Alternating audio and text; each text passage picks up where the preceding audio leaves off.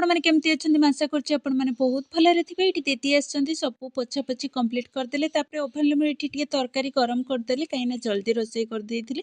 ଆଉ ଏଇଠି ନା ବୋଉ ସବୁ ପିଲାମାନଙ୍କୁ ଖୁଆଇ ଦେଉଛନ୍ତି, କାହିଁକିନା ସେମାନେ ବଦମାସି କରୁଛନ୍ତି, ଖାଉନାହାନ୍ତି।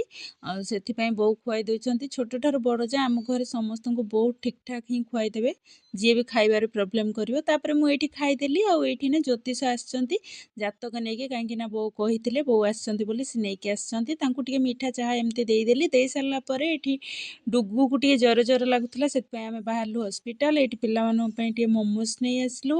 ତାପରେ ଏଇଠି ଟିକେ ଚାହା ପିଇଦେଲୁ। ପିଇ ସାରିଲା ପରେ ଆମେ ପୁଣି ଏଇଠି ନା ଆମ ସମସ୍ତଙ୍କ ପାଇଁ ଟିକେ ପକୁଡ଼ି ନେଇ ଆସିଲୁ, କାହିଁକିନା ବୋଉ ଆଙ୍କେ ସମସ୍ତେ ଘରେ ଥିଲେ। ଆମେ ଟିକେ ପକୁଡ଼ି ଏଇଠୁ ନେଇକି ଗଲୁ। ଆଉ ତାପରେ ପିଲାମାନଙ୍କୁ ଏଠି ମୋମୋସ୍ ଦେଇଦେଲୁ। ସେ ଦେଖିକି 3 ଜଣ ଦେଖନ୍ତୁ, ସାଇ ମାମୁଲି ଭାଲେଣ୍ଟାଇନ୍ କେତେ ଖୁସି।